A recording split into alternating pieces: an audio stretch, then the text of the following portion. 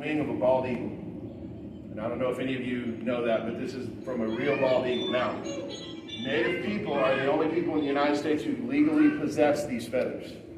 None of the rest of anybody else can even, you're not even technically supposed to touch them unless you are picking them up to gather them and deliver them to the federal government to be distributed. Okay? Very, very highly protected. Possession of one of these feathers can get you up to 5 years in prison. Federal prison. They're not playing. Okay? One, because this is the national symbol, bald eagle, right?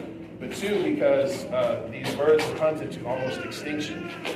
And through the use of various pesticides and things like that, eagles were brought to a place where it was thought by the late 80s, early 90s that there would be no more bald eagles. There was only I want to say there was only 700 mating pairs left in the wild in the early 80s. Now, thanks to recovery efforts and thanks to no more use of the DDT pesticide, bald eagles are actually abundant, and they're not even on the endangered species list anymore. They're actually considered least concern. So we are allowed to apply through an application process, and the federal government sends us these feathers. They send us the whole bird.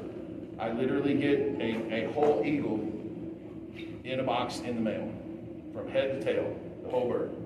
And we can do whatever we want to do with them. So that's where we get all of these feathers. These are all from, this is bald eagle, white head, white tail, and these are from golden eagles. You can see they have the bands on their tails, okay? All of these feathers, what they symbolize now is something different. If you've seen an old picture of a traditional picture of like an Indian chief, he's got the big war bonnet on and it goes all the way down to his feet. You have to understand that every one of those feathers was won, not given. It was earned, okay? And every one of them, when they're earned, the story of how it was earned had to be recounted and with witnesses. So anytime a tribal warrior or a tribal member would do something that was considered brave or selfless, they could be gifted a feather to show, it's like a symbol of their selflessness and their bravery. Whether that was in battle, or whether it was they had a particularly good hunt and they split their food with all the tribe, whatever it was a way for them to earn those feathers. And then when they made that war bonnet, which if it went down to the floor, it could be hundreds of feathers, they had to recount the story of each feather. Tell the story with witnesses. So that wasn't something like, oh, I have enough, let me just make one. It wasn't like that at all.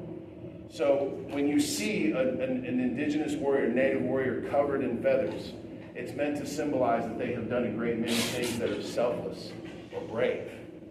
So it's not really like that anymore because we can basically just order an eagle and have all the feathers we want. It's not really quite the same thing, you know. But most of the people who take that tradition seriously don't just throw feathers on their outfit to look cool.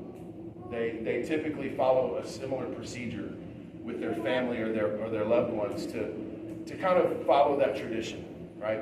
So each one of these feathers that I have on this staff right here, not all of them now because I've given some away. That's another thing that Native people are very big on. We like to give stuff.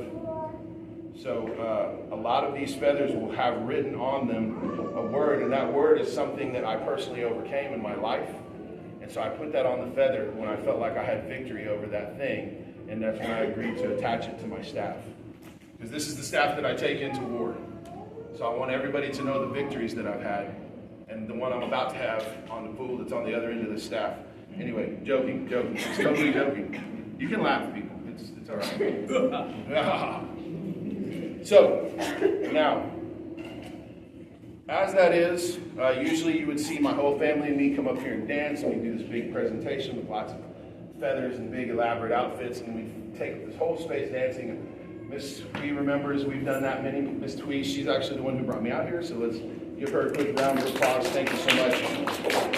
But you might see us dance around out here and fill this entire space with our music and with everything. But what I actually wanted to do, I forgot to bring my little speaker.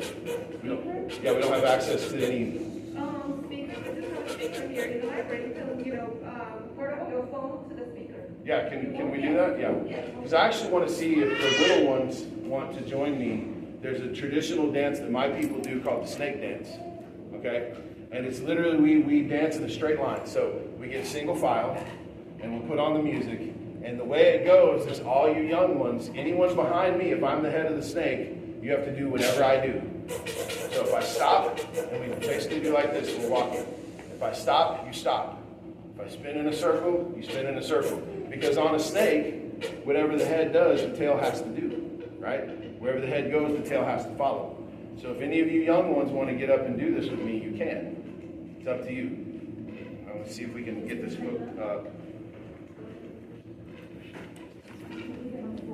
Okay.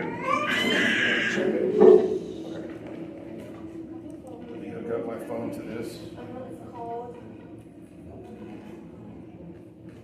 Might already be on my list because my Bluetooth is on. Might be from the last time I was here. I'm cheap, so I have a second phone.